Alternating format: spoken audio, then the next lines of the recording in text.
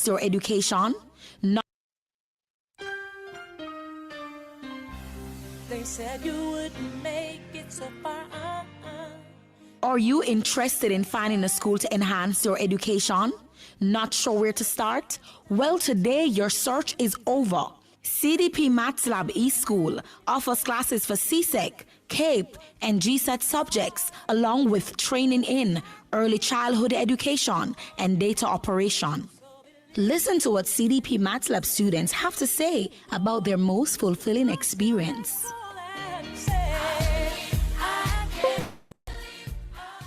While I was attending, it was almost the best experience I ever had. Like I was in class, but I wasn't. I would give the school the full 10 out of 10 because the teachers take the opportunity to help the ones that really needed it.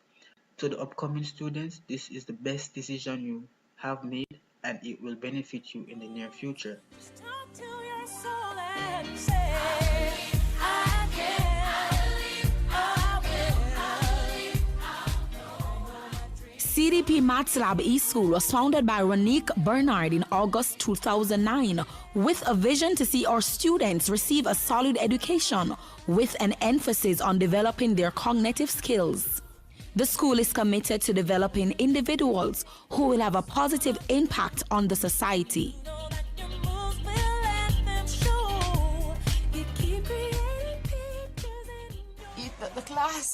The class it really helped me, and if you are going to C.S.E.C, I really recommend this class, so you could always give it a try. The prices are really reasonable, and it is really worth it for online class.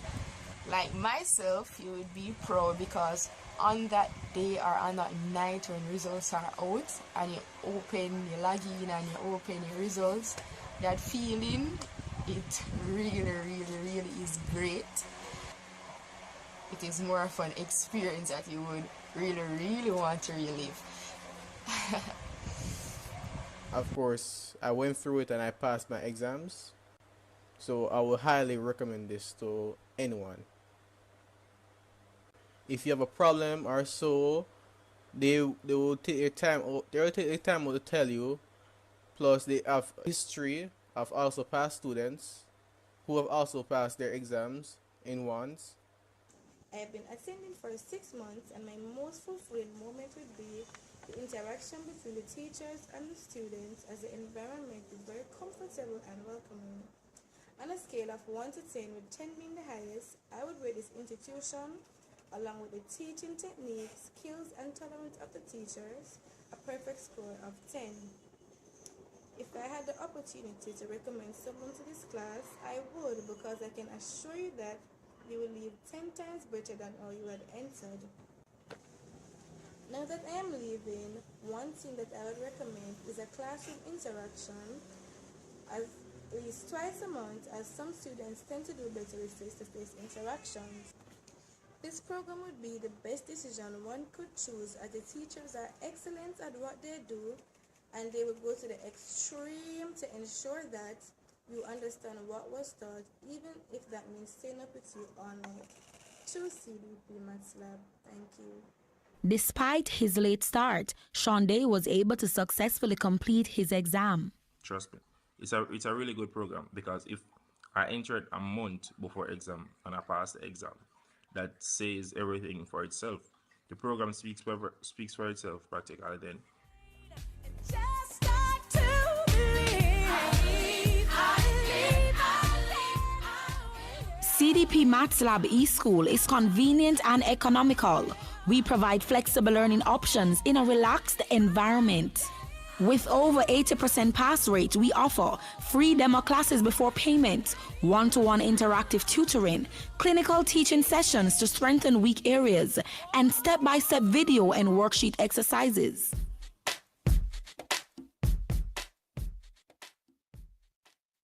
So of course, we really are the one to choose. Experience teaches wisdom. So we offer a free online orientation to our prospective students to support your decision. Of course, you cannot make a decision without experience. It is always best to make an informed decision. Now, of course, we are working towards offering you through education. That means we believe in the mental, the physical, and spiritual powers. We believe that we should develop all three harmoniously. And of course, in the past and in the present and in the future, we'll continue to involve our students in praying before classes begin. We look at the Bible text, we discuss it, we get the message from it, and we continue in our class. We are trying to exercise a Christ-centered, faith-based institution. Now, we believe that students in these hard times, normally the grocery is always the top on the list and the hardest to budget for. And so we want to educate our students in how to plant healthy food materials like vegetables, ground provisions, legumes, you name it, to help them to be able to recognize that they can provide for themselves and family without having to spending too much money. And so we want to push forward agriculture as a part of our program. So we're going to dub that backyard farming, side yard farming, front yard farming, everywhere in the yard farming. And so we look forward to ensure that we deliver that successfully as we have done. Register with us now.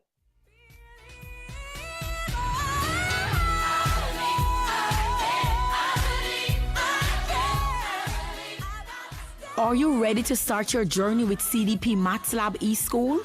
Call us at 324-8441 or email us at cdpmathlab@hotmail.com. CDP Maths Lab eSchool, designed with your educational needs in mind.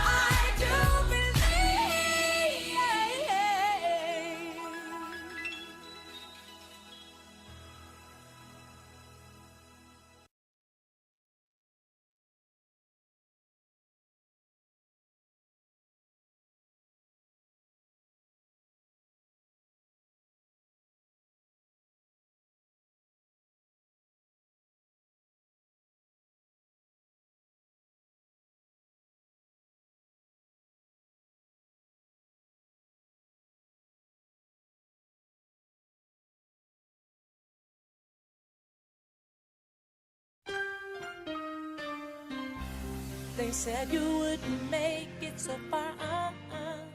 Are you interested in finding a school to enhance your education? Not sure where to start? Well, today your search is over.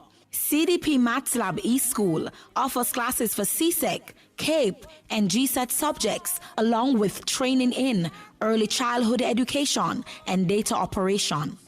Listen to what CDP Maths Lab students have to say about their most fulfilling experience.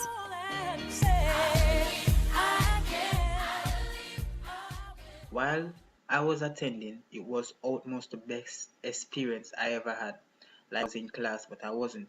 I would give the school the full 10 out of 10 because the teachers take the opportunity to help the ones that really needed it. To the upcoming students, this is the best decision you have made, and it will benefit you in the near future. Talk to your soul and say, I can, I will. CDP Maths Lab eSchool was founded by Ronique Bernard in August 2009 with a vision to see our students receive a solid education with an emphasis on developing their cognitive skills. The school is committed to developing individuals who will have a positive impact on the society.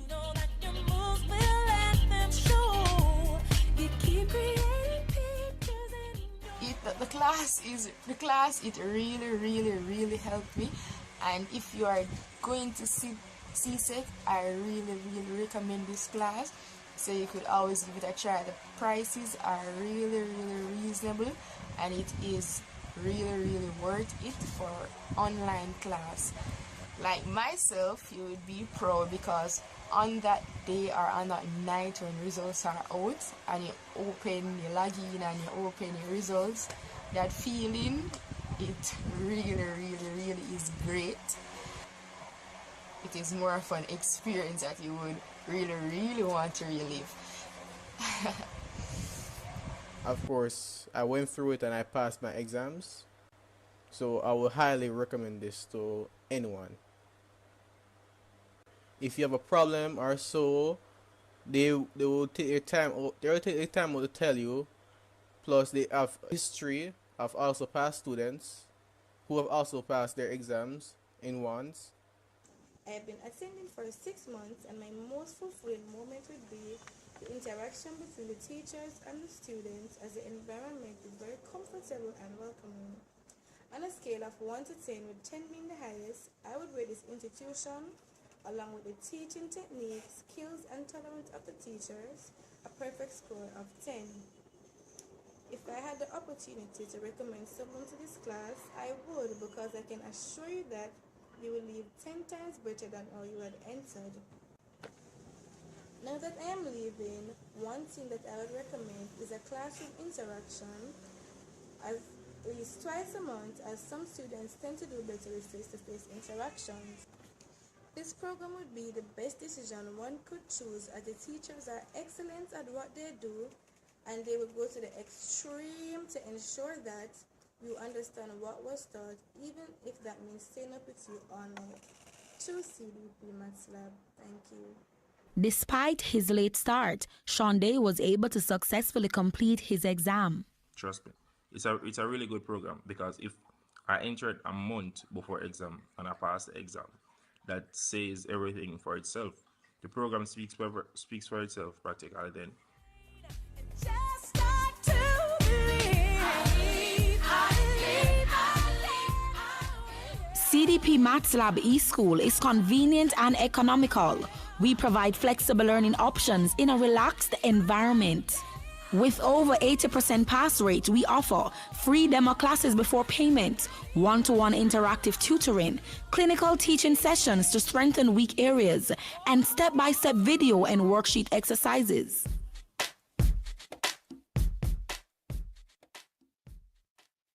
So, of course, we really are the one to choose. Experience teaches wisdom. So we offer a free online orientation to our prospective students to support your decision. Of course, you cannot make a decision without experience. It is always best to make an informed decision. Now, of course, we are working towards offering you through education. That means we believe in the mental, the physical, and spiritual powers. We believe that we should develop all three harmoniously. And of course, in the past and in the present and in the future, we'll continue to involve our students in praying before classes begin. We look at the Bible text, we discuss it, we get the message from it, and we continue in our class. We are trying to exercise a Christ-centered, faith-based institution. Now, we believe that students in these hard times, normally the grocery is always the top on the list and the hardest to budget for. And so we want to educate our students in how to plant healthy food materials like vegetables, ground provisions, legumes, you name it, to help them to be able to recognize that they can provide for themselves and family without having to spending too much money. And so we want to push forward agriculture as a part of our program. So we're going to dub that backyard farming, side yard farming, front yard farming, everywhere in the yard farming. And so we look forward to ensure that we deliver that successfully as we have done. Register with us now.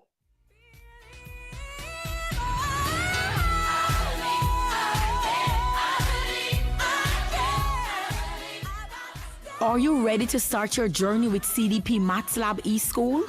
Call us at 324-8441 or email us at cdpmathlab@hotmail.com. CDP Maths Lab eSchool, designed with your educational needs in mind.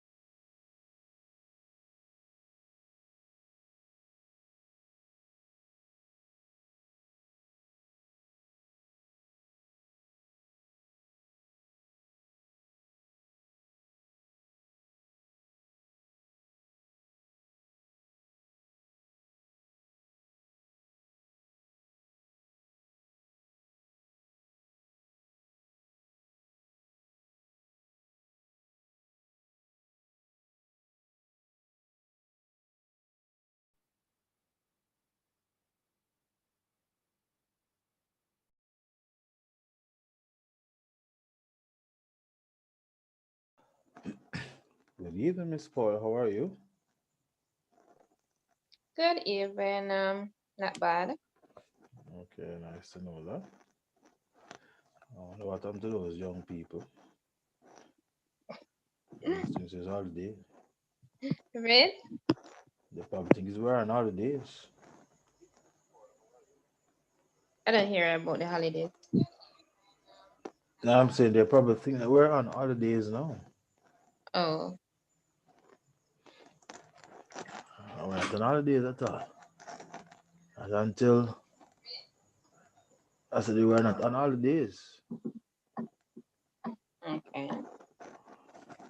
I'll give them a few minutes to join. Uh-huh. Oh boy.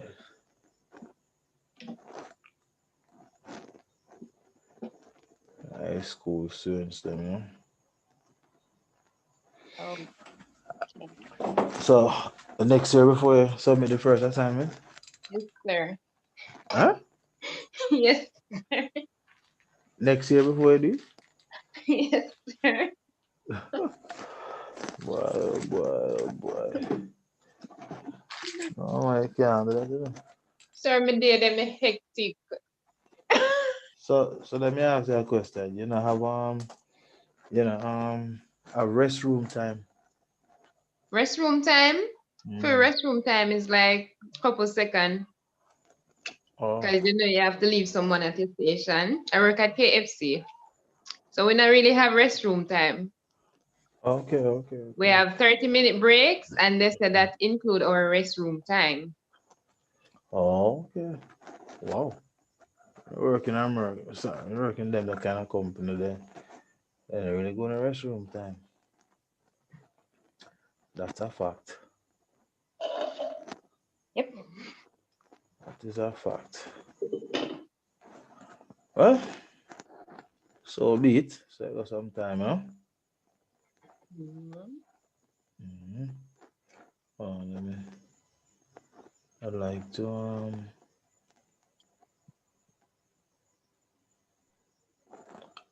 not from beginning. I want it to be done now.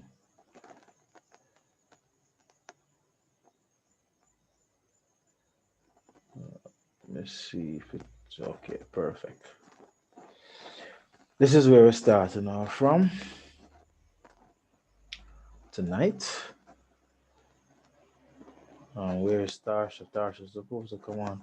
Oh, Tarsha may not be on tonight because she won't have internet until Friday.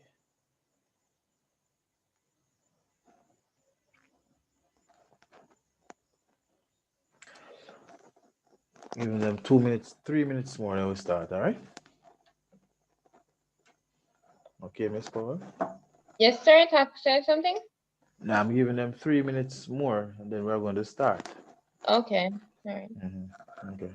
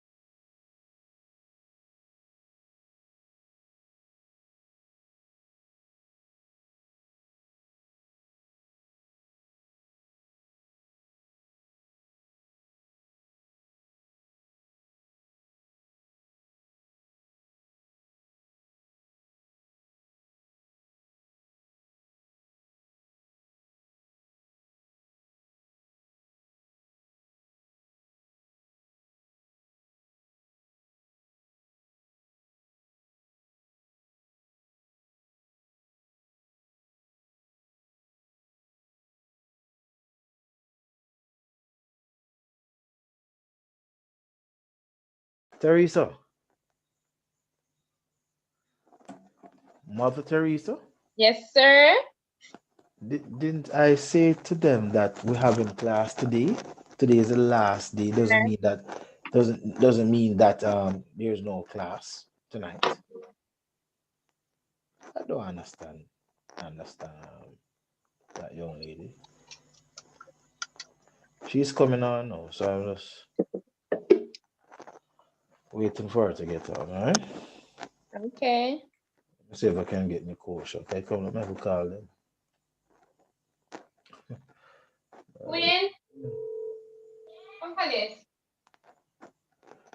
You're really Mother Teresa.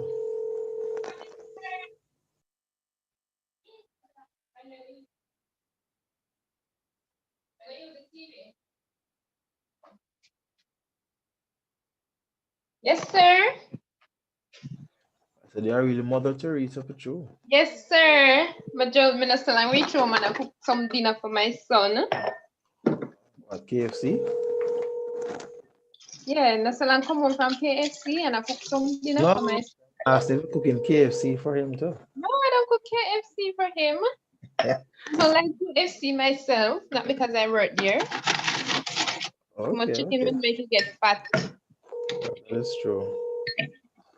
I don't want him, me nor him to get fat. Okay. It looks like Nikosha Vegetable. is having vegetable. Well, that's the right thing. That is definitely the right thing, you know. All right, so we're gonna start now, being that Madam Ashe is gone. So Ashe, I don't understand, you know. I don't understand how you interpret it to be that, you know. Eh? Hey, madam, Can you repeat, sir? good evening. I don't understand how you interpret last day, meaning that there will be no class today. Sir, that's what you said. No, no, no. Today is the last day. Suggest that we have class today and then we take a break from today and then resume after the holidays, which is the 28th. Okay, sir. I said only public holidays, didn't I say that? Repeat. I said only public holidays. All right. Well, let us ask God's blessing again for tonight. That's the only way I get to shine. All right. Let us pray. Can you mute your mics, please? Thank you. Most kind and loving and heavenly Father, we take this opportunity to give you thanks for sparing our lives and for allowing us this opportunity to teach and to learn. Father, I just want to present the students before you who are preparing for exams in a matter of 4 months' time. Pray, Lord, that you will keep them safe, you will keep them healthy, and you will keep them inspired and motivated that they will continue to study and to work hard. And as they study and call upon your name and ask for your help, pray that you grant them such assistance and increase their knowledge, help them to be able to use the knowledge that they're receiving, and not only to pass in exams, but to be a blessing to others and themselves. And may their success, though, bring honor and glory to your name. For this we ask, so in Jesus' most precious and holy name we pray. Amen. All right. Today is human and social biology, and I just want to share. This is a season of silliness, and not just that, but there are persons who are suffering from some form of illness. And my brother called me today, and his pressure is kind of high. And I have a book that I would have, used to assist him on trying.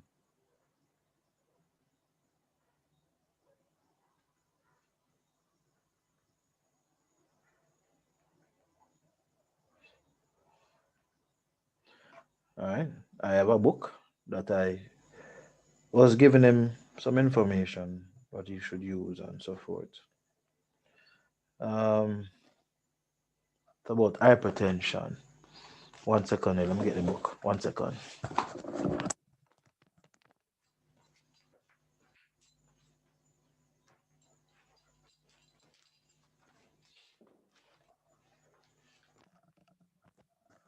Yes, hypertension. And before I get into what persons need to consume, well, let me share something. Genesis chapter 1, verses 29. So we're in devotion still. Chapter 1, verses 29. And it reads, And God said, Behold, I have given you every herb bearing seed, which is upon the face of all the earth, and every tree in which is the fruit of a tree yielding seed. To you it shall be for meat. So this was God's original diet for man. And so he says he given us every herb bearing seed. And he also gave us every tree in which is the fruit of a tree yielding seed. So we are to have a plant-based diet, especially in the times we are living in now, where immune system needs to be enriched. It's very important that we um, change our diets. All right, so today we're going to be looking at a few legumes and tell you what they are uh, well good for. Now, in my kitchen on Sundays, I cook chickpea, right? And chickpea, it reduces the cholesterol level, it avoids constipation, and it strengthens the nervous system. So chickpea is something that you can use to replace animal protein and mix it with other maybe beans and or grains to get a full um, complex amino acids. Now, lentils is very good too. And lentils is what I would use during the week sometimes. All right, but I don't cook meat at my house really. Now for lentil, and do you ladies know what lentil is? Anybody know what lentil is? Your mic is muted, Teresa. No, sir. You don't know lentil? Mm-mm. No lie. What is Uh, that, sir? all right, let me see if I can find lentil for you. Lentil is well, let me show you. But I don't believe it. You don't know lentil? No, you need to know lentil, man. I'm looking for a lentil for you. Ashley, you know what lentil is? Ashley? Yes, sir. It's a type of fish. It must be a type of peas. Know it look like? No, I don't know what it look like, but So you I don't know know what it. it They is. don't know it then. You don't know it then. Mm. You don't know it. Wait, This, sir. this is a good picture of it. Okay. I'll show you. I'll show you. I'll show you. When? This is lentil. See it? So next time you go to the market, look for something looking like this. Very, very colorful in a sense. And they Oh, are different colors. All right. yes, sir. And it's not. It is very. It is actually. It is. See there. It is. It is. It actually is more. It is less expensive than than what you call it now. So we can find the cook one. It is less. It is less expensive. See here too. See there. It is less expensive than than chicken, animal protein. So when your friends and family are in your oxtail, don't worry yourself about that. Don't make that be a problem to you. Okay? Wanna hear me? Yes, sir. Yeah. So let them enjoy their oxtail. You don't have to worry yourself about oxtail. Okay? Yeah. So that is lentils. Now lentils, I'm trying to see if I can No, that's not what I'm looking for. Lentils now is very rich in iron and fiber, and they are useful in cases of anemia, constipation, diabetes, and elevated cholesterol levels. So you see, so when I consume lentils, I'm getting a lot of iron, a lot of fiber, and I'm also avoiding being anemic, constipated, and being diabetic. You see? Make sense? Yes, sir. Okay. So I just want you guys to do, eat healthy, have a healthy diet, and so that you can remain healthy. A healthy body creates a health, provides the condition for a healthy mind and healthy spirit. Okay? Very important. All right, so let us get into today's lesson. And next week we can look at and for what you could use to reduce high blood pressure, which is at least four, no, at most four cloves of garlic. So anybody is experiencing high blood pressure, you can tell them to have at least four cloves of garlic. All right. Okay. Now, please do recognize that each week I expect to get a video. Once you finish an assignment, you must produce a video based on that assignment. Ashay, have you draw breaks or something? No, sir. But it appears as if you draw breaks. Okay. Now, table 4 shows the percentage of persons within 3 age groups who smoke and are obese. Smoking and obesity both increase the risk of heart attacks. So they are giving you some facts. Good. Now, the age group that they did the research on, and it's a percentage of persons who smoke and are obese. Now, they have students between age 18 to 24 who are smokers, 9.1%, and they are obese, 28.4%. Those who are between the age groups 25 to 34, they are smokers, 14.8%, and obese persons, 44.5%.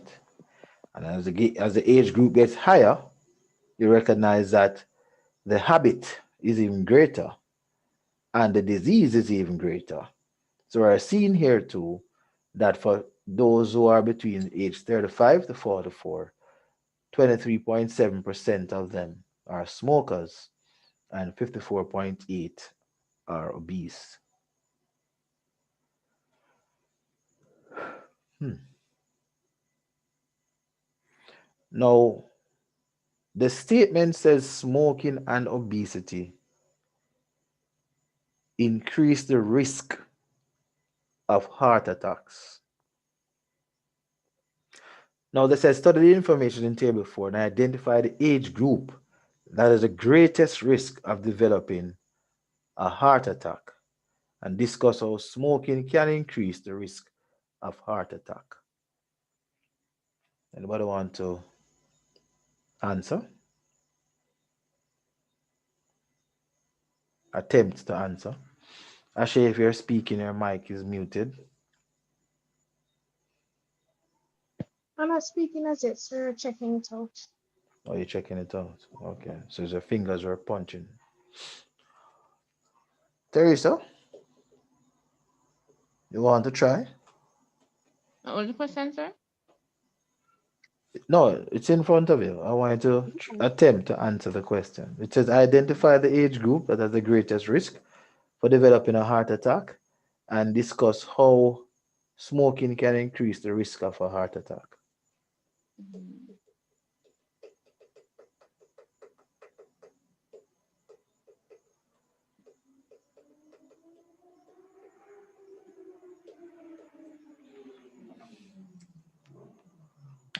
If you want to research it, fine, but make sure you don't give it to me how they gave it to you. And that's all I'm saying. Because I know that both of you love to read. So, Sir, no. But I say I don't love to read. or you reading a need to. Okay. So 35 to 44, sir? All right. Yes. Okay. 35 to 44 is the age group with the greatest risk. That is true. And they want to discuss now how smoking can increase the risk of heart attack. Now, when you're going to discuss, Mm-hmm. Mm-hmm.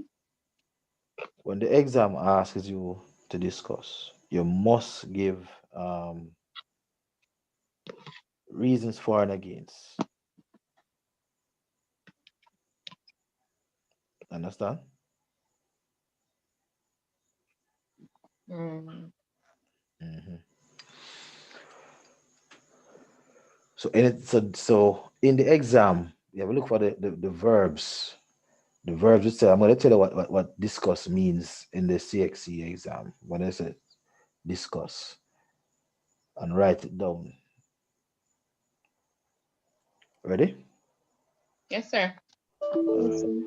When they say discuss, right? They Mm-hmm. want you to present reasons, reasoned arguments, rather, present reasoned arguments, consider points both for and against, explain the relative merits of a case. So, and that's a use of knowledge question. So, where you see these words, you can know where the points are coming, the heavyweight points are coming from. Okay? So, once again, let me type the definition. Discuss. And they wanted to do present reasoned arguments,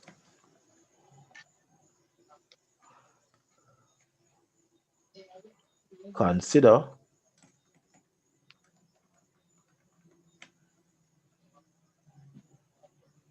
points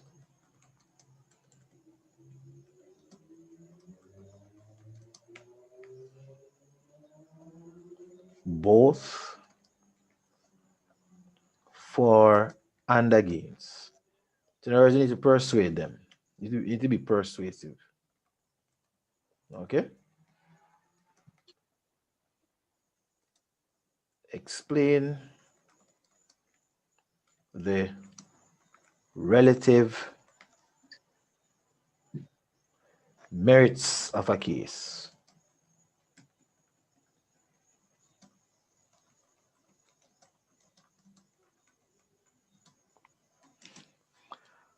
So when C.X.C asks you to discuss, this is exactly what they want you to do. This is it. We'll just put it on the line here so for now. So they want to discuss. So you're talking about how smoking can increase the risk of heart attack. So you have to give points that would convince the reader, or let's say you have a discussion with someone. You have to give points that would convince the person we are communicating with. How use points to convince them that smoking can increase the risk of a heart attack. Good. Now, when you're going to discuss, start your discussion or develop your discussion, you need to also identify what is it. Describe an heart attack. describe heart attack. You can't discuss and you're not describing what you're discussing. To also describe heart attack, say what I mean by define heart attack. So you have to give the definition of heart attack. Good? Then when you give the definition of heart attack now, you can now speak about what causes heart attack. Am I making sense? Then I have to discuss what causes heart attack. Then now you can look at to see if smoking has any of the ingredients or the contributing factors that would lead to heart attack. Am I making sense? Yes, sir. Okay, good. So I want you then, since you are researching, look up for the response that says define heart attack.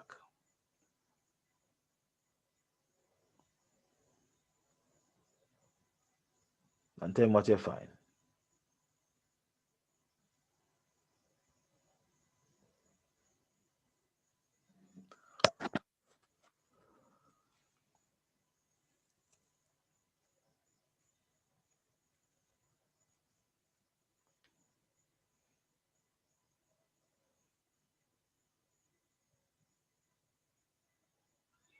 Anybody find what a heart attack is?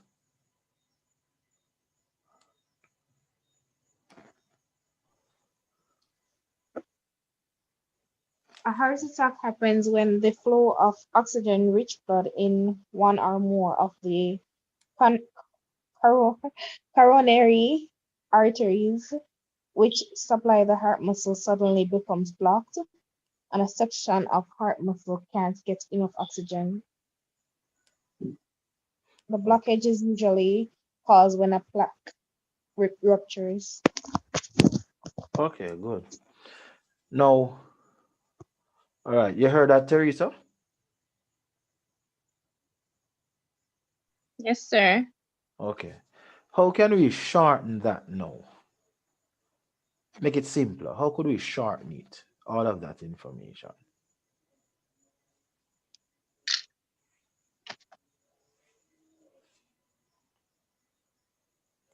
And now when we say shorten, we're talking about everybody wrote this off. You guys wrote this off already? Wrote off the definition for discuss according to Yes, C.X.C. sir. Yes, sir. Okay. Let me write back what was read a while ago. I will see now how we can paraphrase. I told so we could not do that one in my class. You realize that? Huh? Want to realize that? Huh? Yes, sir. Which Right, one, sir? before you say thank you, I ask which one. Sir, but just a minute. I want to know. English language. You have to paraphrase. So whenever you're writing from something that is written and it's not your own words, you have to paraphrase it. Because otherwise you would say they would say that you're actually plagiarizing. Okay. So you have to learn to paraphrase. So don't just read and then you write off notes. If you learn by reading and writing off information, then it is best for you now to paraphrase it. When you paraphrase it, what it actually does for you is it forces you to try to understand what is being said. You follow? Yes, sir.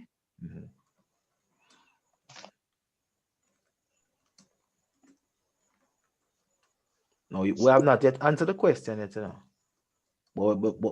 This first part is necessary because you want to establish. You want to establish that you understand what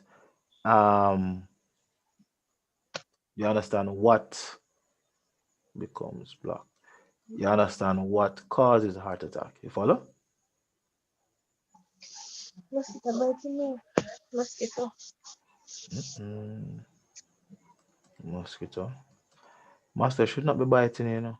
After we have had a class that speaks about life cycle of a mosquito, you should know to destroy them by now. You're not using your knowledge that you gained. Eh? Sir, there's no, we don't have anything in our backyard. No water, nothing, nothing. Oh, you're so sure about that. The mosquito find somewhere though. Not in my yard. So it can be next door, you know. Who's Oh, next yeah. door have one? Oh, yeah, pick up your. Okay, it could be next door for true. All right, Yes, so okay, so here it is now. So a heart attack happens when the flow of oxygen-rich blood in one or more of the coronary arteries. Good. Now, what I would do to make this easy to comprehend first, and then see if I could um, paraphrase it or write it in my own words. I'm going to be looking. I'm going to use a graphic organizer. I don't even think that Miss Martin has been using her graphic organizer. The text structure that I gave her. I don't think she has been doing that. Have you been doing that? yes, sir. All right. I could put it to the test tonight, you know, but I won't do that tonight. I won't put you on the spot tonight. All right. Text structures is like a drawing. Now, for this question, you could probably use um, concept map or sequence fishbone. All right. So, or step down something. All right, let me draw something. No, so we're talking about heart attack, right? Yes, sir. So in this red box, I'm going to put the word heart attack or the term heart attack. So this is a disease. Then I'm going to draw a line to show the relationship between that box and the other box.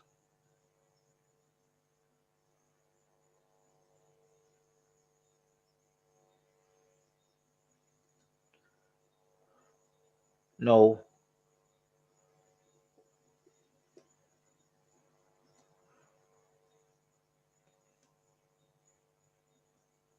in this box now, you could put, I don't have enough space, but what I would do is put them side by side. All right? Side by side, going around instead of having them coming down like this, right? Now, heart attack is caused by what? Based on the information we have just read. What is it caused by?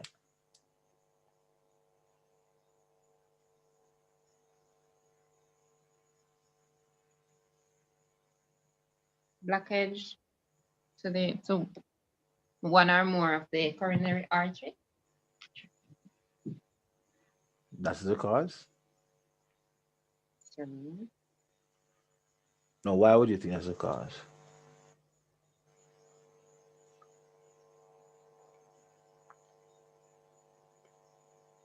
All right, question. What if the arches weren't blocked? What if the arches itself weren't blocked? What if it weren't blocked? Would couldn't you still suffer from a heart attack?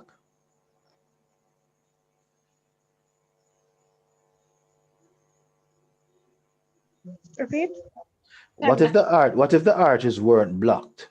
Could you still suffer from a heart attack? If it wasn't blocked, sir, Mm-hmm.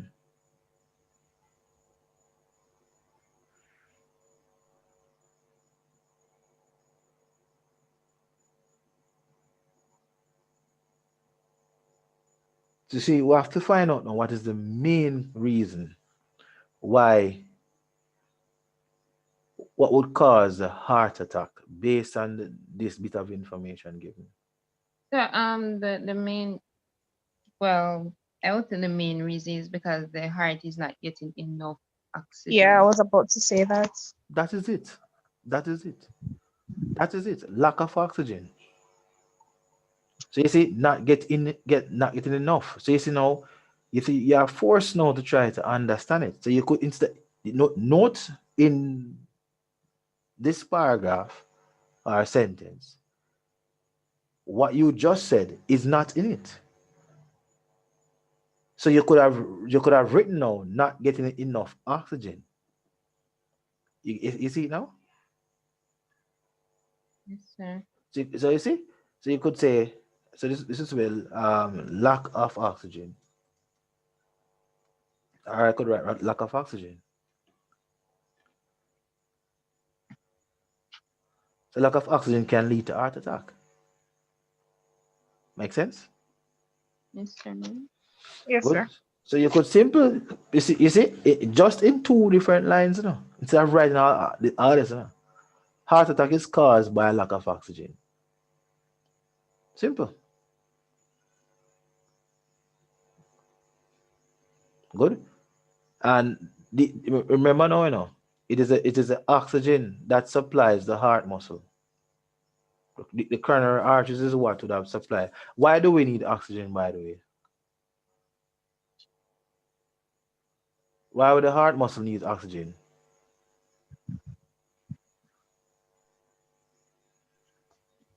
Anybody? Why would the heart muscle need oxygen?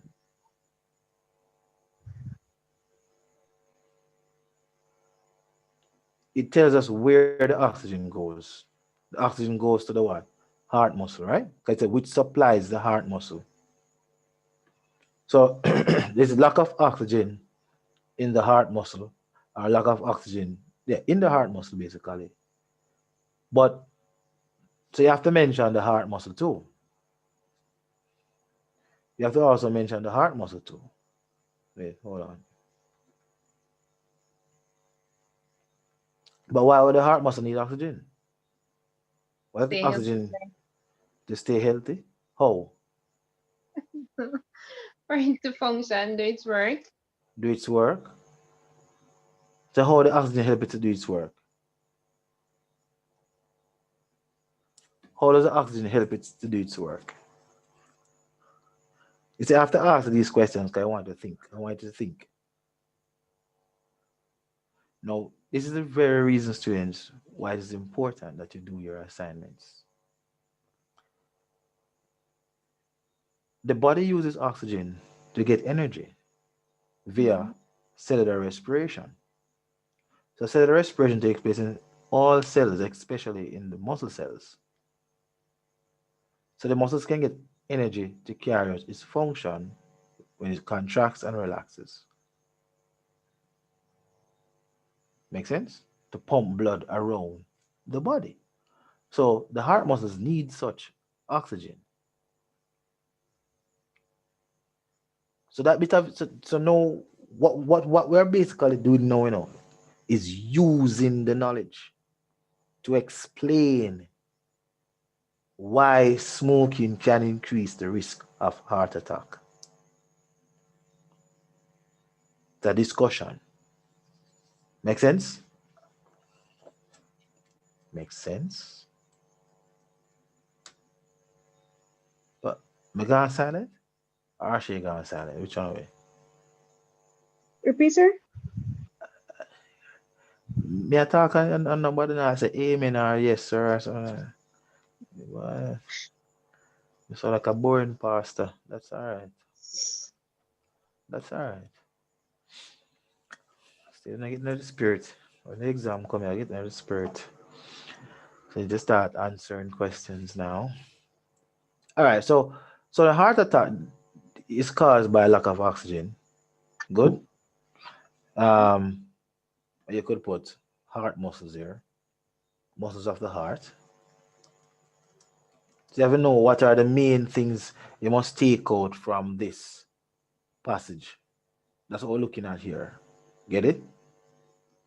So we're going with the little graphic right to the side here.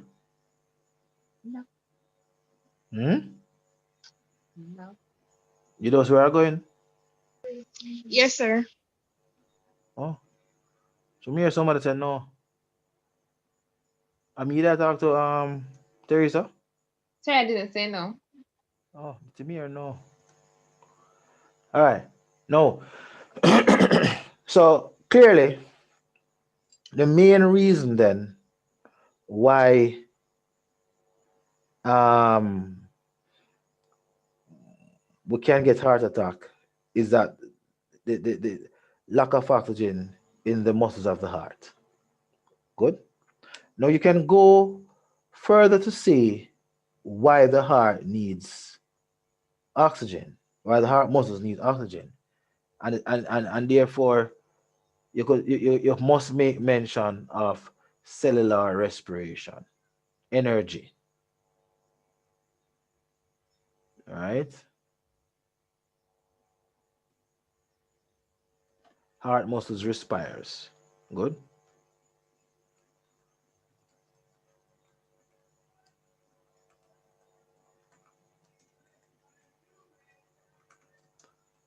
To get energy. Good. Energy. All right. Now, so you realize what I'm doing here. I don't just read the thing and write it down in my notebook. I write it down, but I'm also analyzing it. Good. So I can put it back in my own words. And hence I use a graphic organizer to the side there. So all I take out what I really need to take out. So I don't need to take out heart attack happens when the flu of I don't that part is unnecessary because this is all you paraphrase now. You follow now? So I'm removing all the unnecessary part that I don't need to restate. I just need to restate that heart attack occurs when the muscles of the heart lacks oxygen and these heart muscles respires to get energy.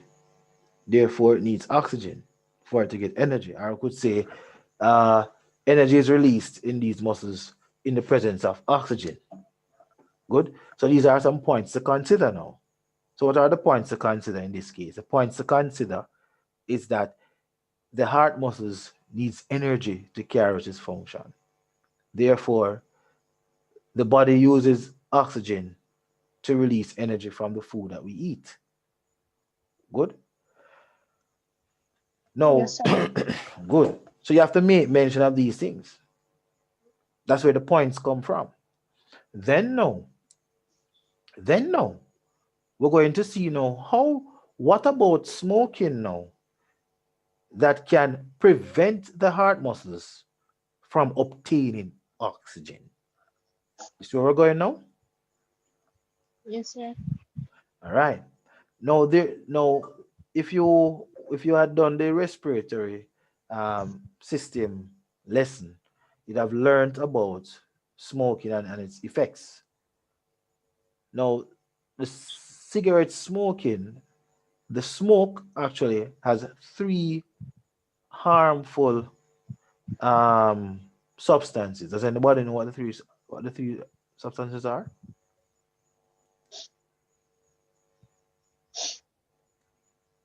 Anybody? Never thought, never know. You don't know about it?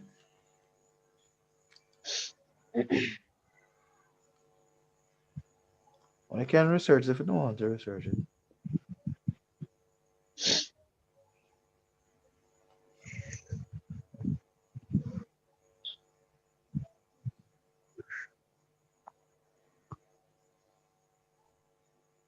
Nicotine.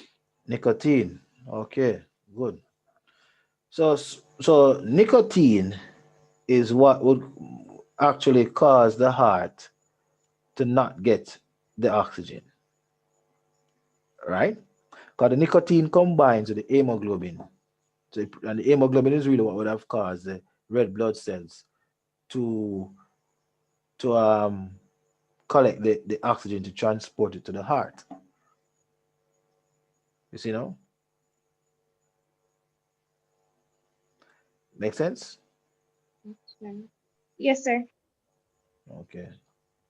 Well, understand what I just did a while ago? Yes, sir. Think you So I can do can it on your own? Yeah, go ahead. Go ahead. I ask you to say it again. I mean, so what should I say again? You just said about the nicotine and their Oh, hemoglobin and the red blood cell. uh, now what happens is that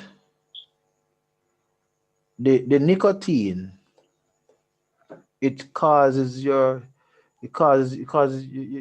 nicotine combines with the hemoglobin in your body, in the red blood cells, and that prevents oxygen from, in a simple term, nicotine basically attaches itself to the hemoglobin, preventing the red blood cells from attaching itself to oxygen. Then, you follow what I'm saying? So if the red blood cells cannot get the oxygen to transport to the heart, that is how comes now the heart muscles will not receive the oxygen, but they basically get the nicotine. You follow now? Yes, sir. So basically, the nicotine in the smoke prevents the heart muscles from getting enough oxygen. That's basically it. So the fact that you need oxygen and the fact that nicotine prevents that from the heart muscle from getting oxygen, then naturally it increases the risk to a heart attack. Simple. Okay. Yes, sir. So that is why it's important now, ladies, that you wrap up the assignments. You have to try to get the assignment done weekly, because the same information that you have gathered, you will have to end up use it as we go along in the course to see how they relate to each other. Make sense? Yes, sir. Okay. So the other two thing is tar and carbon monoxide. All right. Okay. All right. Good. So the next time you decide to, when you're reading the notes and so forth, don't try to read to memorize. Try read to comprehend. Pick out the main ideas. Because you must remember that we're looking for nouns and we're looking for verbs and verb phrases, right? And that's how you form your thing. Because I took out heart attack. We're talking about heart attack. That's a concept. What about it? It's caused by lack of oxygen in the muscles of the heart. All right. How? The heart muscles respires to get what? Energy. And energy, oxygen in the presence of oxygen, which is called oxidization, right? Which will release the energy and carbon dioxide, right? Good. So, can I erase my board now? May For I? that answer, give me a second. Oh, give you a second. Okay.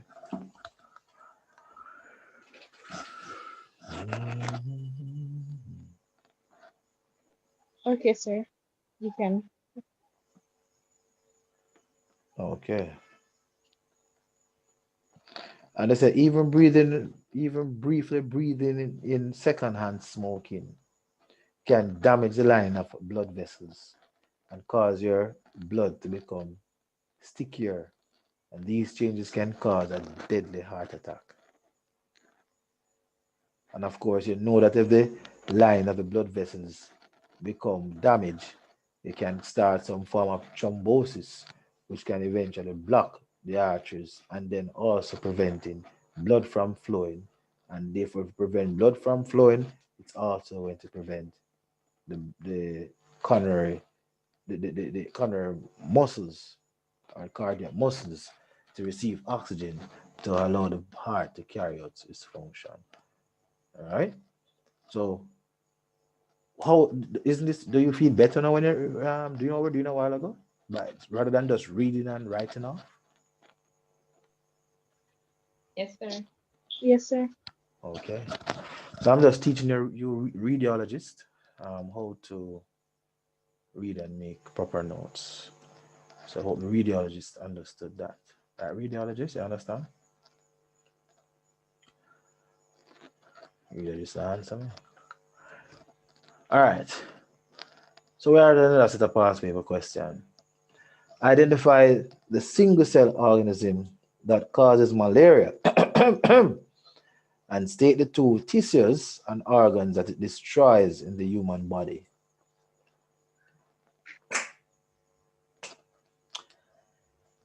What's the name of the single cell organism?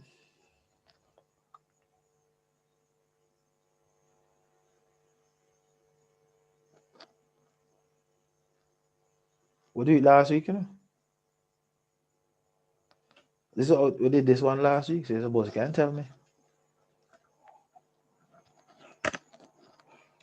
Parasite, sir. Parasite. Was that the name? The Teresa never made the notes last week, Teresa. Yes, sir. You didn't make any notes. Yes, sir. So I didn't look up the notes a while ago. Oh, I see.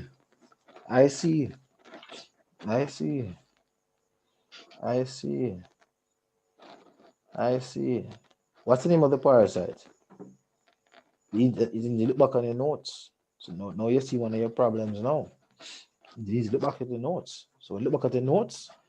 I'll come to class, I'll go through some possible questions. You can, in fact, follow and contribute. So don't let that happen to you again. You see, the truth is, when you're on your way to work, you can find like 1 minute. The amount of 1 minute that you can use up. If you use up 1 minute every day, that's 7 minutes worth of work you do right there, so, well, you need to rest for one of those days.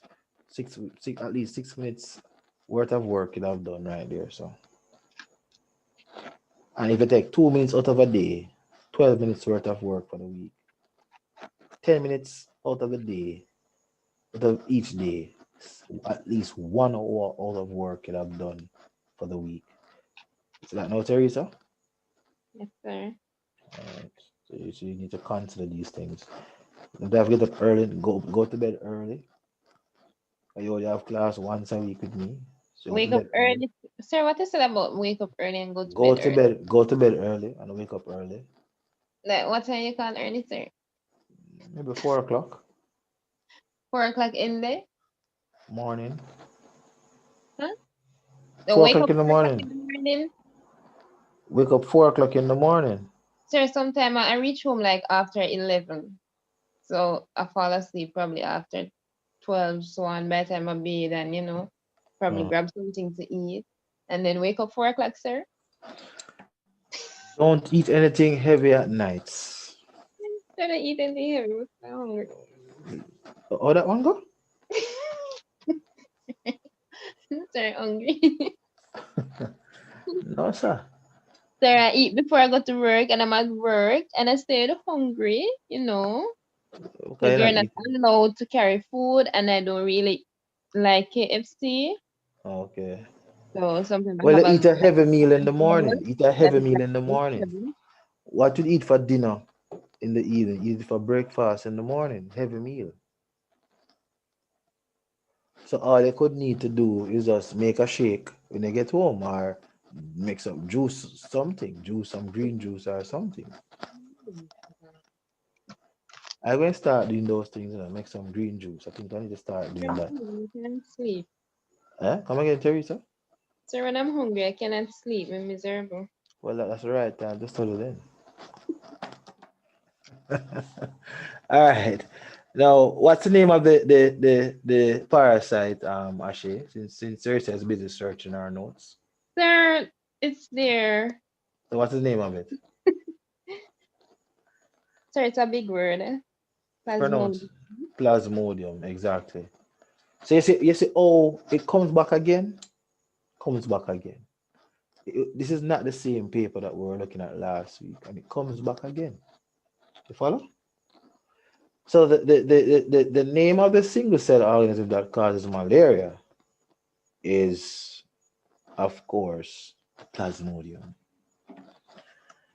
Good? Plasmodium parasite. Now, question. This says state the two tissues or organs that it destroys in the human body. You can research that if you wish. It's teaching and learning.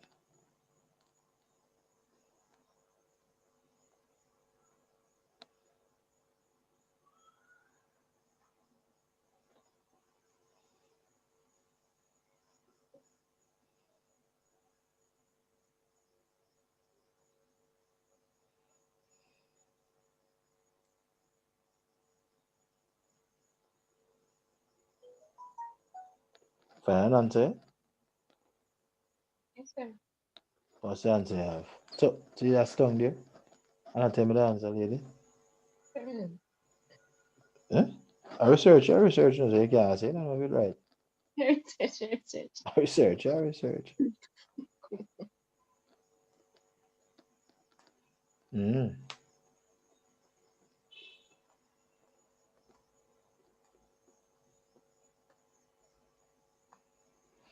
So what's the answer? Have an answer? Yeah. Hmm?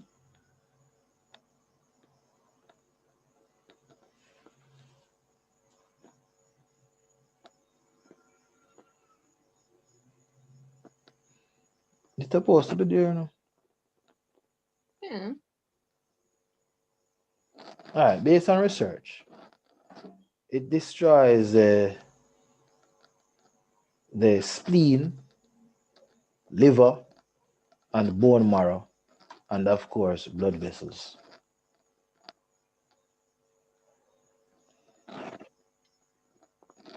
Understand? You got that? Make note of that. So the liver, the spleen, and blood vessels too. What a wicked disease. Real disease. Arms of disease. Eh? So I can put liver, spleen, bone marrow, and blood vessels. Wicked disease, this isn't it? Why mankind wicked boy? How you spell plasmodium, please? Plasmodium, that's how it's spelled? That's how it's spelled? Plasmodium. Okay, Tasha, I'm proud of me today. All right. So that's a few answers for that. So how you got the 3 marks right there? That's a that this answer now is a KC question, meaning knowledge and comprehension. So that show that you have the knowledge of what causes it, plasmodium, and the organs that it affects. Right? Now, what you should learn from this, what you should learn from this exercise here now that we are doing is that when you're studying, Alright, you can turn it on back and use it. One on the back. send them around fast, send them around very fast, please. Now, when you're actually when you're actually when you're actually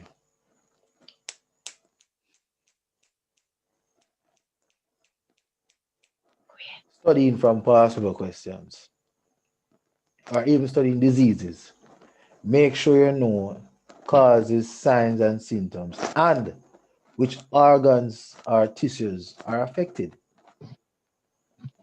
Then you'll also know which functions are prohibited.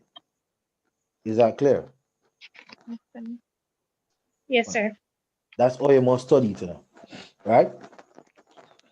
When you're studying diseases, you focus on name of the disease, what causes the disease, how it is transmitted.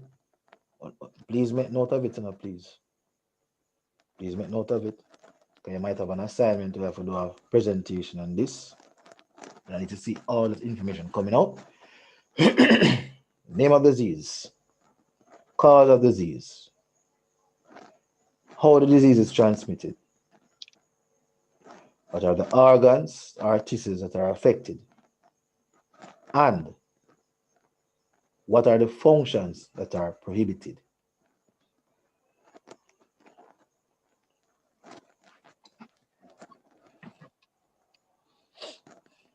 Got that?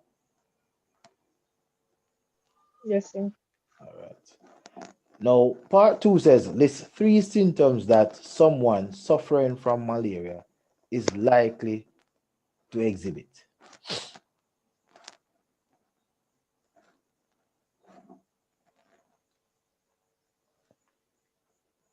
What does a bone marrow produces? Anybody know?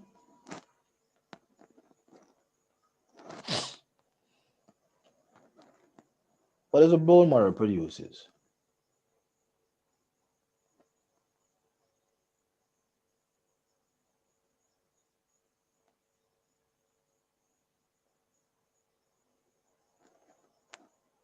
Oh, and I forgot to put the lungs. The lungs is one of the other organs, and that is the lungs are the most affected organ in severe malaria. Right? So if the lungs is affected, what are some of the symptoms that say you have to think now? Say that if the bone marrow is affected and the liver is affected and blood vessels are affected, then naturally what are these 3 symptoms that someone suffering from malaria is likely to exhibit? Come think about it. Eh? Respiratory problem. Respiratory problem, yes. Any other?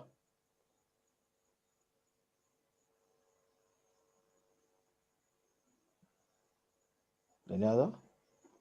So the person will have high fever, right? Naturally have high fever, don't it? Yes, sir. Good. Um, so you have high fever, which is where is the respiratory issues. You can become anemic because the bone marrow is there to produce what? Red blood cells. And once the red blood cells are reduced, then you're going to become what? Anemic. True? Yes, True? sir. Okay. And it also affects the brain as well. All right. Now, and if your blood vessels are destroyed, then that will lead to some form of maybe hypertension or something of the sort. Right? All right. Now, moving on. While on vacation, Rahivi enjoys some oysters, drinks a glass of water. The next morning, he experiences severe abdominal cramps and diarrhea. Now, when you're reading the questions, what are the clues that is given in that scenario? What are the clues? Symptom that he's having. Exactly, the symptoms that he's having. And those symptoms relates to what? Bacteria. Bacteria. And which are the bacteria, which are the diseases likely having? Mm. Same one that we're doing, sir? Malaria? No, no, no. Dengue. Dengue. Dengue fever? No? So dengue that cause abdominal cramps and diarrhea. I'm just asking. Diarrhea, sir. No, no, but diarrhea. And malaria that cause diarrhea. And it cause vomiting, right? Yeah. But, sir, seems to be talking about a difference. Yeah, so which one do you think is going to be? What's it likely? So this discuss this before we even get to that part, you have used hints. And that's why when you're studying diseases. Wait, sir. Go ahead. Is it because of the stuff that he ate and the oyster? Maybe. Not sure. Well, naturally, the bacteria will be coming from that. But what is it? What is it? What is it that you could have consumed? What's the name of the disease that you have likely contracted?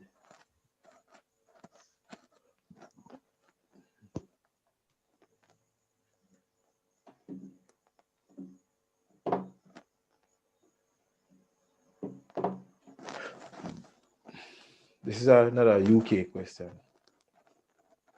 This is where you pick up the marks from. Teresa and Ashe. This is where you pick up the marks from. And that's why I want you guys to hurry up and do on the assignment. Go through it as weekly. Well, as I said, 2 weeks. First is in 2 weeks, got it in. Get a grade 2. You guys can get a grade 1. But you have to do your work. You need to get a grade 1 in HSP. Go for it. One of our students got grade 1 as well. She had 4 months before the exam. She started in January 2018. Got a grade 1 in HSP. So you can get a grade 1 too. But you have is it presentations or some other thing that we did. Presentations were some of the things we did. And also we did using the graphic organizers. What they call a word wall, a word chart. So while you start creating word charts, but you guys have to start sorting out your thing. I think in our next class, we'll be looking at some word charts for the first assignment that you did. All right. So try and get to the other assignment. Ashe and Teresa, try to sort out that first assignment. Okay. Sure. Sorry to feel like I'm pressuring you, but it's a must. It's a must. So nobody come for the idea? Sir, just start looking at salmonella, maybe. I don't know. What you call it? Salmonella. I'm not pronouncing it properly. Certainly not. Need your help, man. I don't know how that one go. You need to tell me what's going on with it. Oh, a teacher Because someone. oyster would be like raw meat, right, sir? Raw meat. I have never ate it before. You don't know oyster? KFC. Yeah. Let's know what oyster is. KFC. Sir, What? it's a type of thing that I think it's in the sir, I remember. So it's the one that is in a shell, it come in a shell. People never eat Yes. Yes, it's a shell food. Yeah, it's a shellfish. Yes, Yeah. they always eat it raw. Yeah, it's a shellfish, and that is why God says in His Word in Leviticus that He described the unclean meat to us. But the person said it was given to the Jews, but that is stupidity. At the time, the Jews were God's chosen people, but now that the Gentiles have received the blessings of Jesus Christ, then whatever message was given to the Jews is for all Christians. Therefore, as we can clearly see, that the shell food is unhealthy, and this was not written during the Jews' time. Can you imagine that? So, point taken here, point of information that when God tells us something unclean, then nothing consume it. Yes, the Bible is the word of God. So if Javai had read that, then he would not have experienced abdominal cramps and diarrhea from oysters. True? Okay. The answer could be the gastroenteritis, folks. I was thinking about that. Oh, you were thinking about it? Okay. No, we're on global television, so I will not speak patois now. But can they believe that the examiner would know what is in your head? Here and don't say it. Here or write it, okay? But for those who are watching it in the world, we mean you can sit there and think that and keep it in your head and think that the examiner will know what's in your head. No. That's not gonna work. Sir, That's not gonna work. Yes. sir. Yes, Ashe, I'm listening. So what is the answer, sir? As it and I want answer alone, sister. But I'm just saying, You're supposed to sir. discuss it. I'm sure how to discuss a while ago. You're supposed to discuss what likely would have caused it. So what you could do now is to look up the symptoms for Sir, you asked, gastroenteritis. sir, you asked what disease was it? Yeah, what disease was it? And I answered. I said gastroenteritis. Well, But sir, you it could have been salmonella.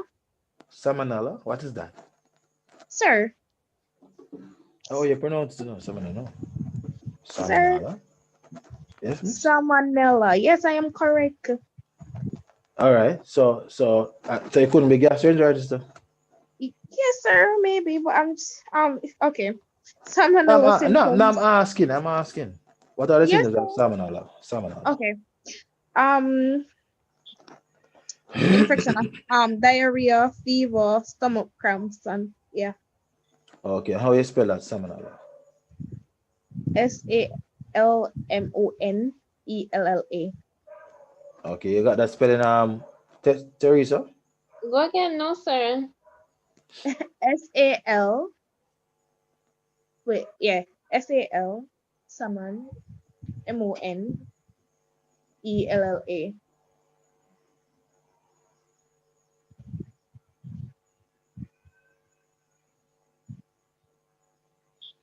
All Hello? right. Yeah. You got it, Teresa? You got it? I think so, sir. Huh? You think so? The ears must be glued to the thing, you know. So you could also gastroenteritis, because gastroenteritis include nausea, vomiting, abdominal pain, feeling full soon after beginning to eat, abdominal bloating and heartburn, right? And I'm sure that diarrhea is in the mix of it too. Follow? Yes, sir. Yes, sir. Okay, right? So that's why I said, so you could use either of the two. Okay, fine. So gastroenteritis is one, and that's French word there is another one, right? Yeah. No, the causative, what's the causative organism?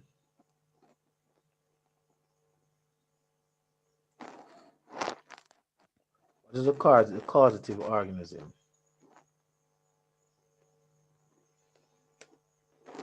Hello. What is the causative organism? Do you understand what I mean by the term causative organism? And have you understand what I mean by that? Not really, sir. Not, What not a caused problem. him to have the symptoms? What causes the symptoms? Okay. So as the word, so the word cause is in the word causative. Mm-hmm. You follow now? Yes, sir. Yes, sir. Good. This is actually, so it's a causative organism. You could refer to what?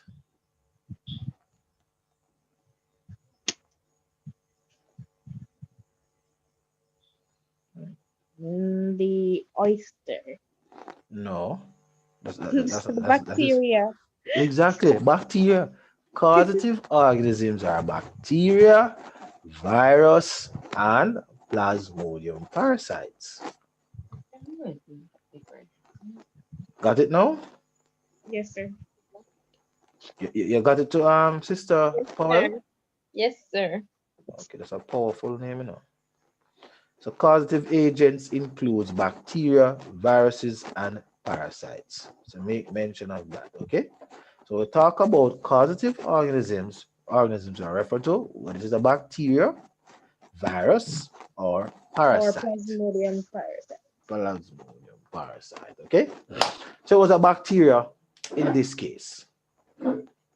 Gastroenteritis is caused by a bacteria, right? Yes, sir. Now, two possible ways in which Ravaya may have contracted it.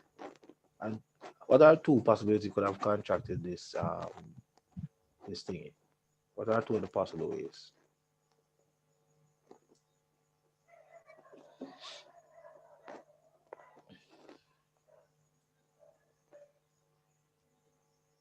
Repeat, sir. They said you must say two possible ways in which Ravi may have contracted it. From the oyster, sir. So the oyster could have been the vector, or what else? The glass of water. So the glass of water could have been contaminated, could be dirty. That's it.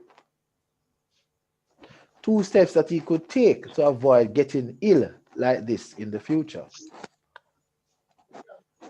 Eating proper food, sir. Eating proper food. Raw meat.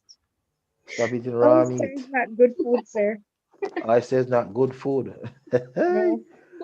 right. So you should eat you should eat healthy Yes, meals, sir. clean meals. Make sure that they where he's purchasing his food is a clean environment. Make Yes, sir. sure that the tools that are used to clean or to prepare the meal is clean, and make sure that the drink he buys a bottle of water that is sealed, and not a glass of water, but buy a bottle of water that is actually what sealed. So this one is comes with a common sense, right? Yes, sir. All right. Let's move on. Now we are in the topic for the day. I don't know how far we'll be able to go with it, but let us see. All right. Now we're going into immunity. I want you to write this information off. We're heading now for immunity. Um, it says an antiseptic is used on living tissues and cells to destroy any types of infections which may be living on the tissue. Make note of that word, antiseptic. An antiseptic is used on living tissues and cells. What does Sir? it do? Yeah, go ahead, Teresa. Teresa? Teresa? Ashley, are you hearing me? Yes, I'm hearing you. So why Teresa not hear me? I Teresa, don't know. maybe she's having a Wi-Fi problem.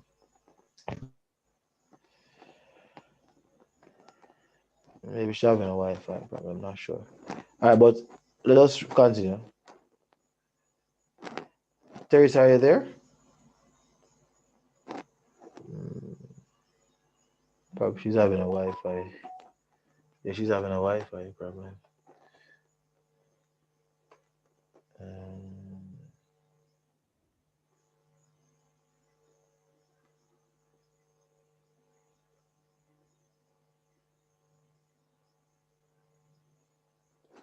oh, so Zoom was closed automatically because it was causing her phone to overheat. You can open it again after your phone cools down. Really?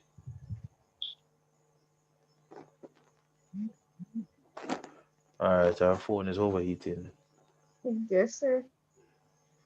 I didn't know that Zoom does that. Maybe it was charging at the same time. It All does right. during Katrina, sir. Jar battery. Okay. All right. It says antiseptic is used on living tissues. She thinks she will see it on YouTube. And cells to destroy any types of infections which may be living on the tissue, right? You get that? Yes, sir. All right. It is cleanse. Now, disinfectants now are meant to destroy microorganisms which can infect non-living objects. Good. So the antiseptic destroys any types of infections, but the disinfectant, no, it's meant to destroy microorganisms.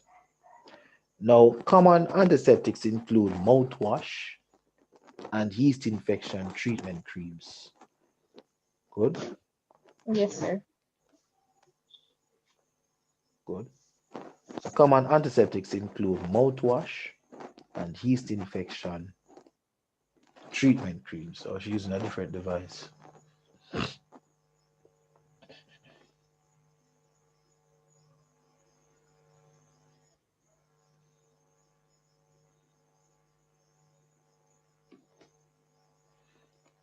Teresa, Yes, sir.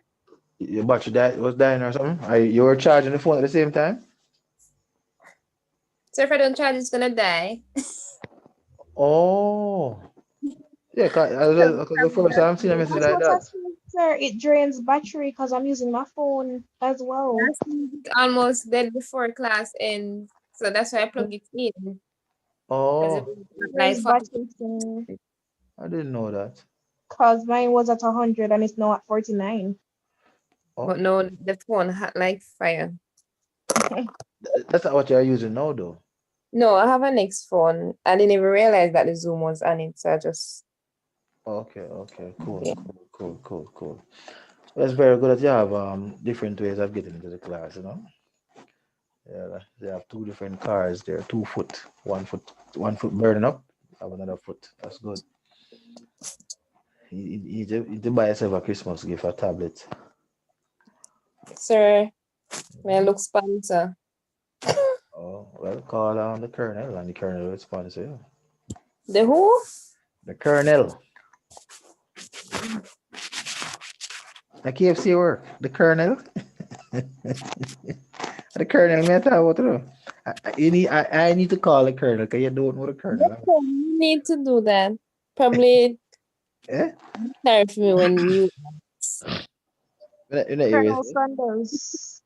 colonel. call a live one. Oh, I have someone who sold she probably can make a pay for it in two different payments or so. Um she sold one to someone to Tarsha. So Tarsha had purchased one from her. All right. I'll speak to her though. Okay, sir, what you talking about? A tablet. Tablets are talking. Oh, tablets. Oh, Yes, I'm not talking about any biological tablet now. I'm referring to mechanical tablet. All right. All right. So we were looking at those things. You need to know those terms, antiseptic. And examples of antiseptics are mouthwash, all right? Yeast infection, treatment creams. Now, okay, I have disinfectants now that are used to destroy microorganisms. And your ladies should know some examples of disinfectants. All right. No. Also, antibiotics now. A drug use, no, not all antibiotics are drugs because garlic is an antibiotic. So is onion. Two common antibiotics, natural antibiotics, garlic and onion. Now, I have the drugs now to treat bacterial infections. So whenever you are, say for example, you're having stomach problems, gastric problems, then of course you can consume cloves of garlic and you can also consume raw onion. But if the situation is chronic, I'd advise to get the drug. They probably work much faster. Antibiotics have no effect on viral infections. Learn that. It has no effect on viral infections. Therefore, if you know anybody who have COVID, do not tell them to take antibiotics because it will not solve the problem. You have dengue, if it's caused by a virus, you cannot take antibiotics. It will not solve the problem. All right. Originally, an antibiotic was a substance produced by one microorganism that selectively inhibits the growth of another. So what it does, it is produced by one microorganism. I think it's a one cell unicellular microorganism that selectively inhibits the growth of another. Good. So it prevents the bacteria from replicating itself. Make sense? Yes, sir. Okay. And that's why when they give you a bacteria, they sorry, antibiotics, they expect it to take it through the entire course. All right. Now, antigen now, a toxin or other foreign substance which induces an immune response in the body. So in other words, the antigen is like a sensor. So take for instance now, you set up your alarm and somebody tried to unfortunately break in. The alarm would give off a sound, true? Yes, sir. And cause a defense system to get in place. So you start to call the police, or people call the police come on. It's the same way the antigen work. So the antigen is like a sensor. So a toxin or other foreign substance which induces immune system in the body, especially the production of antibodies. All right? Good. All right. So it triggers off an immune response. So the body responds to it. Respond to it. You follow? Sends off the signal. It's not really a sensor in itself. It is actually it is toxin, not good. All right. So the antigens are like as a toxin. All right. From here. Yes, sir. And another way to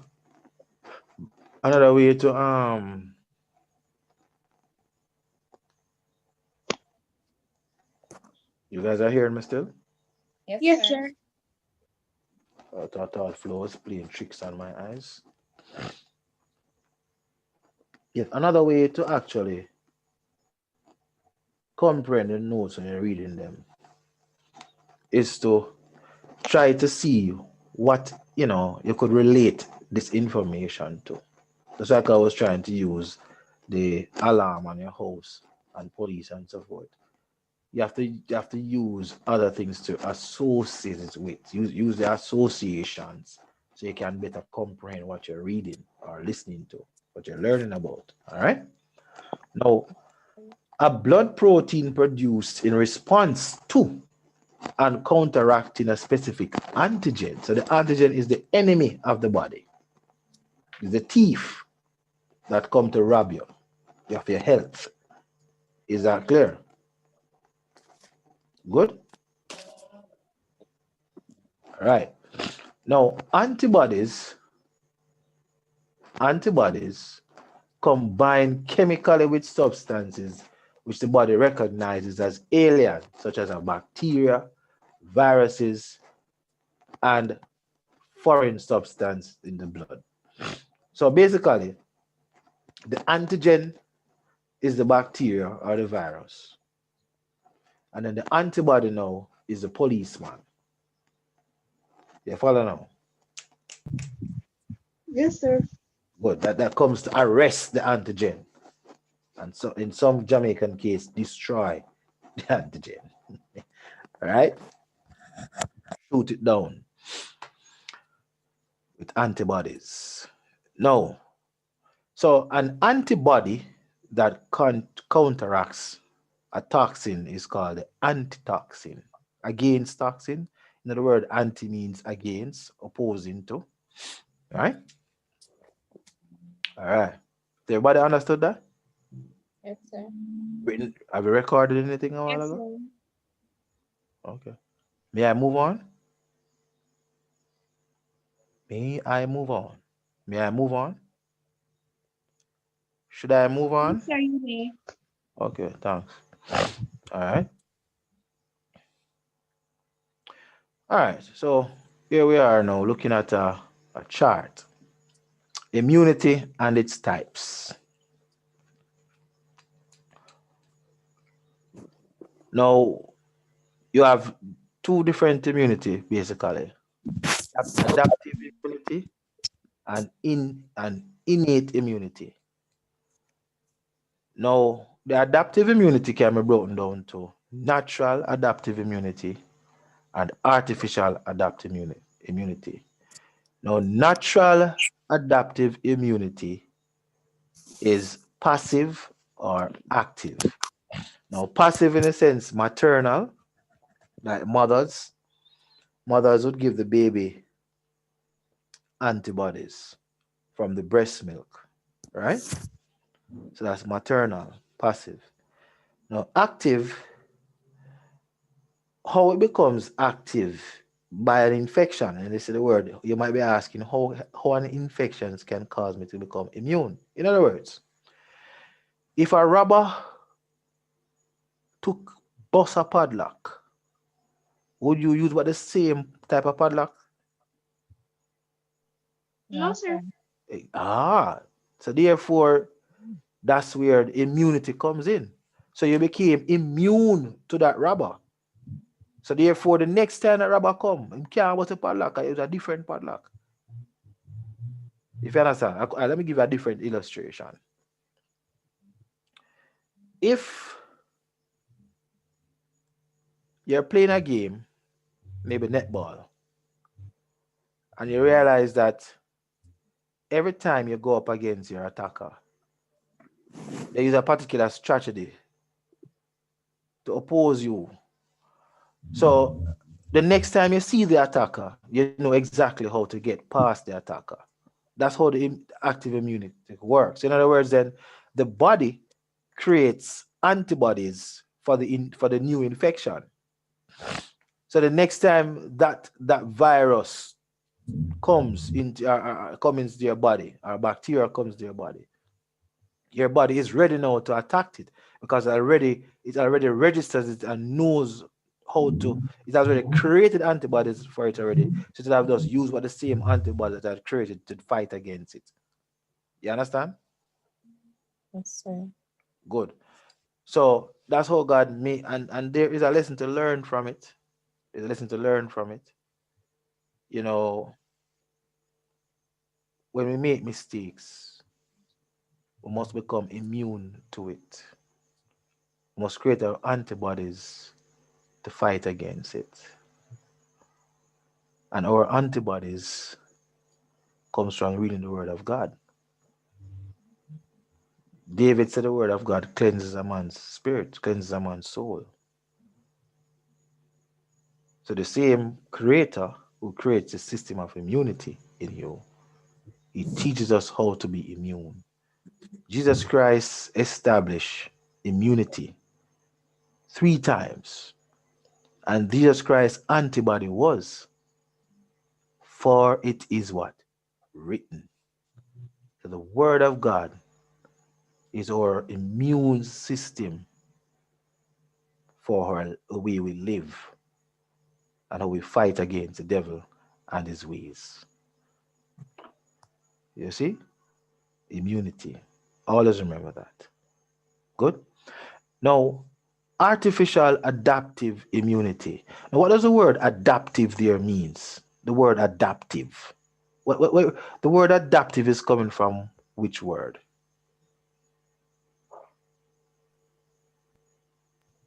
Adapt. Adapt. And what does the word adapt mean?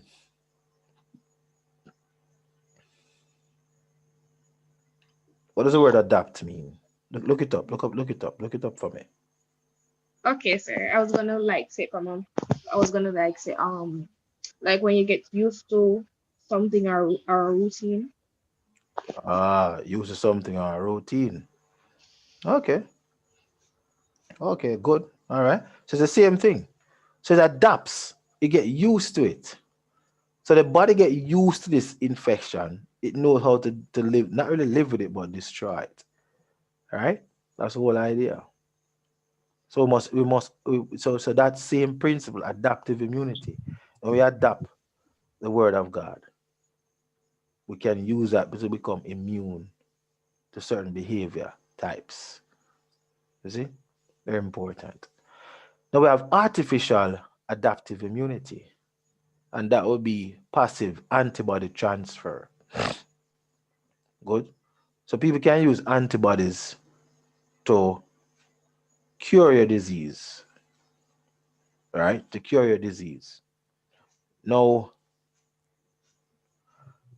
as we continue here, Also, you have active immunization. So immunization is an active, artificial, adaptive immunity thing, right? I think you should have this chart. Take a picture of it or draw it or write it. Very important to have this chart because where I'm going to next relates to this. It's a chart sleeve, so we'll just by the time I finish it. Okay, sir. So next week we should be looking. You will be getting some diseases to go and research and present on. Yes, yes, yes, yes.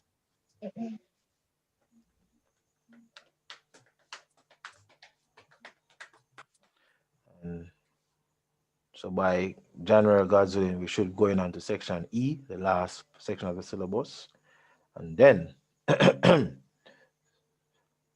we start working on the worksheets that you should have been doing.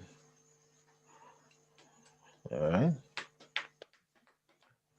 Tell me when you're ready for me to move on, please.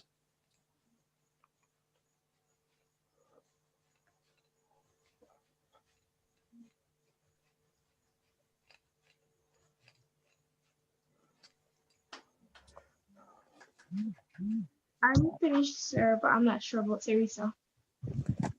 Teresa, you finish? I take a screenshot of it. Oh, you took a screenshot. All right. All right. Now, here we're looking at acquired immunity. So look at adaptive immunity, and now we're looking at acquired immunity. Now, what does the word acquired mean? What does the word acquired mean? And where you're talking about immunity, do we understand what the word immunity mean? Look up the definition of those two words. It's very important. Acquired and immunity. What does the word acquired mean? And what does the word immunity means?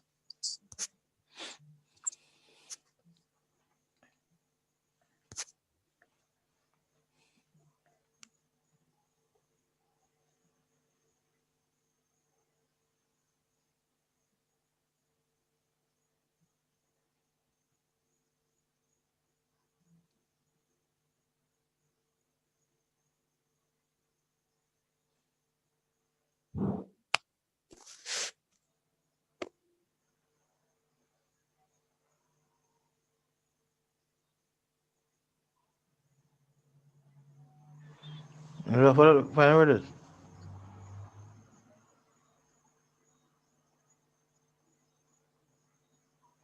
All right.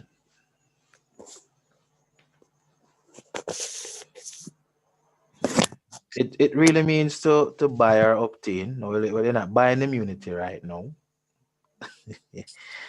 Or to develop. In this case, it means it developed immunity, right? And other words for it can mean amass, secure, procure, achieve, amass, receive, attain, gather, or collect. Those are synonyms for the word acquired. But in this case, it would be developed immunity. Because your body will develop immunity. But what does the word immunity mean?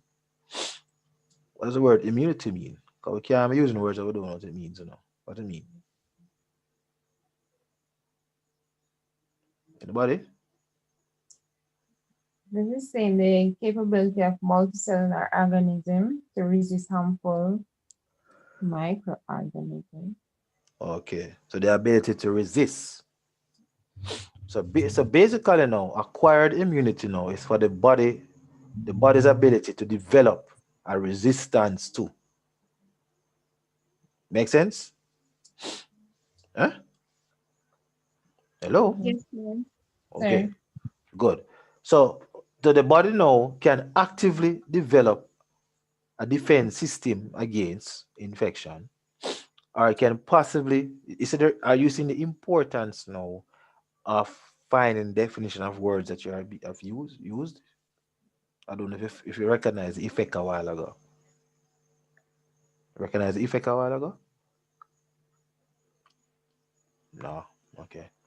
Now, acquired says developed. You can develop a defense system, a way of resisting, and the body can develop a method to resist infections, whether active or passively. All right. You know what the word passive mean? What does the word passive mean? Anybody know what the word passive means? What does the word passive mean? Anybody knows? Want to try?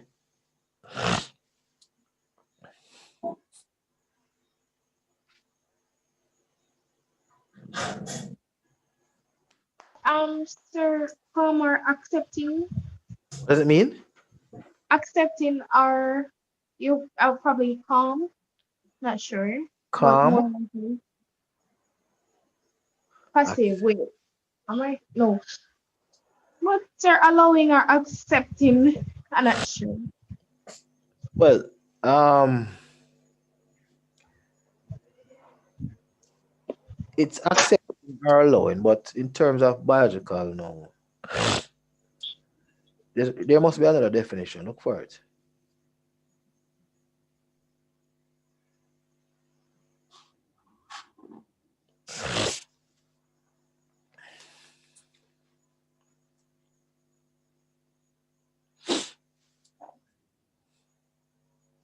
It doesn't necessarily react to it then. It doesn't react to it. You follow? So it's without active response or resistance. Good. So it can be passive. It doesn't actively respond to it. Good. But somehow it form a way to resist it. So we'll see some examples of that shortly. So active in a natural or artificial, and it can be passive, natural or artificial as well, right? That's what the other information has to say. So here we are now. This is the chart you have. So you compared each chart and see, so you can better understand it. Now, induced immunity now was different from acquired immunity.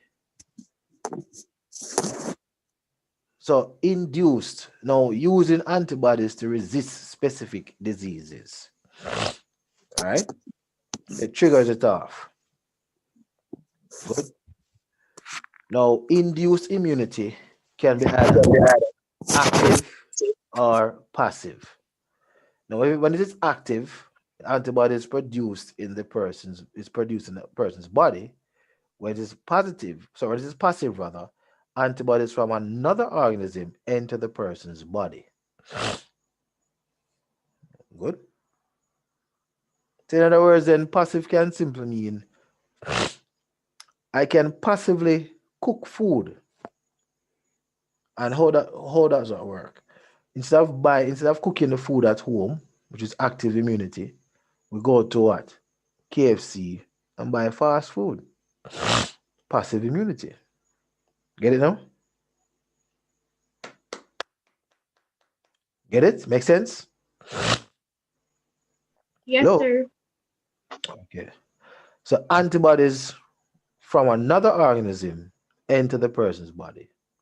And antibodies produced in the person's body is active immunity. All right, just screenshot this, and with our next class, we'll pick it up from here. All right.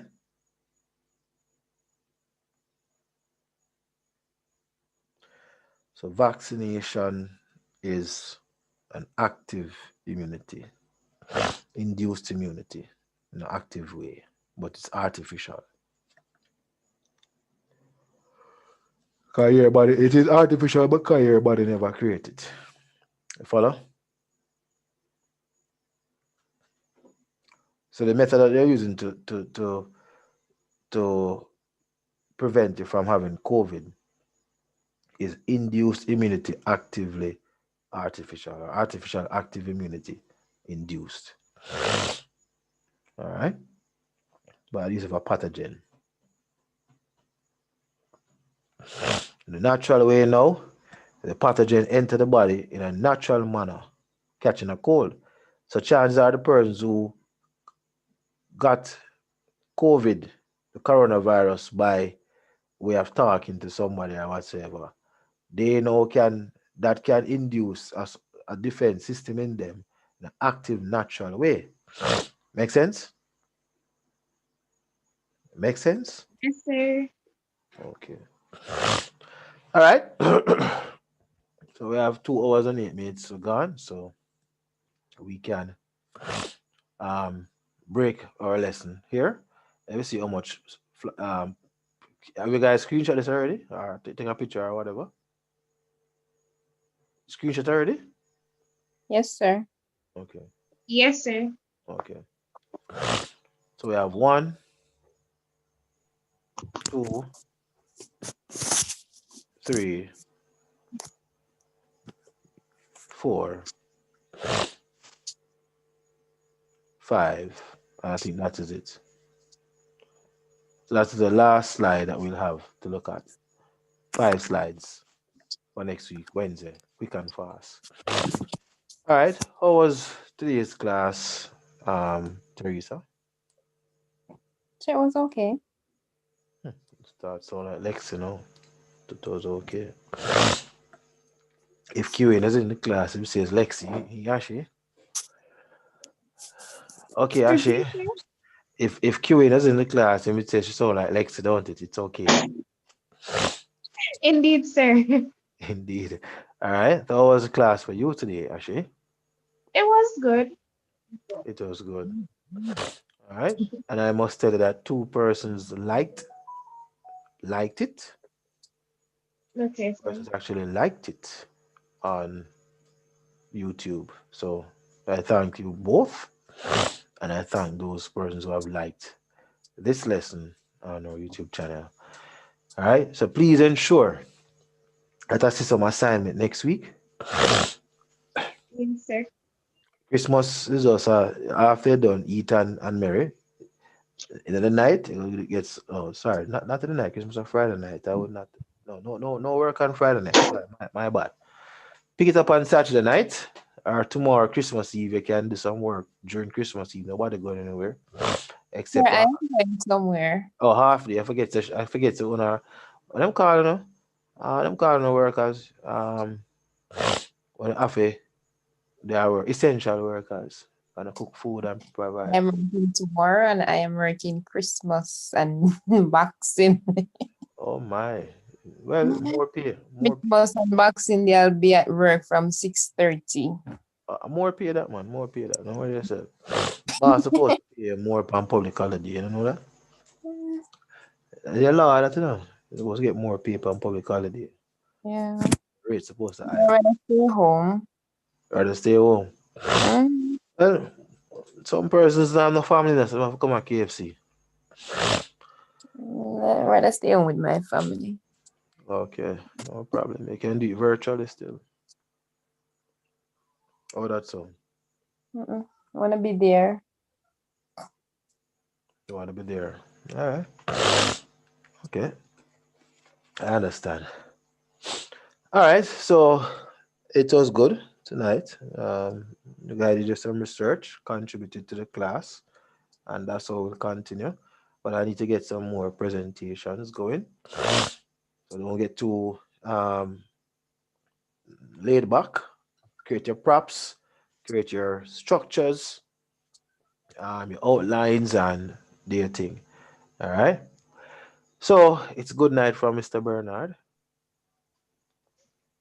Good night, sir. Good Good night. night, Hey, sir. Good night. What's your name again? Ashay. Ashley. Yeah. Bye-bye. Bye bye. So you don't want to know my name again. No, Bernard. I already know your name. Okay then. All right. Later then. Take care. Yeah, bye. And Okay. season's greetings to you and your families. And You too. You. don't drink any wine now, please. And don't eat any oysters. No, sir, don't eat seafood. And no Uh, ham. And no ham. No ham. No ham, because pork is not clean. It's just like the No, oyster. sir, don't eat pork. I don't eat meat overall, sir. Okay, great. And I know that Teresa will not be eating any pork either. Okay then. All right, later. Have fun. Okay. Okay. Okay, take care. Bye. All right. All right, good night. Thank you very much to our YouTubers. We will be I'll be doing some past paper questions for mathematics and possibly human and social biology. So you could share our YouTube channel with your friends and family who need that kind of assistance. And we will begin this on see I will begin it on Saturday evening. All right. So look forward for past paper questions streaming live on YouTube. So if you have not yet subscribed to this channel, you know what to do. Click on the red button and subscribe. Have yourselves a good night. And also click on the bell notification that you can know when I get on to go through those past paper questions. And if you are an exam student, make sure you follow the instructions and the techniques that is used to teach the students, and the students will use it to do very well. So, all the best. Season's greetings. Have a good night. Thank you.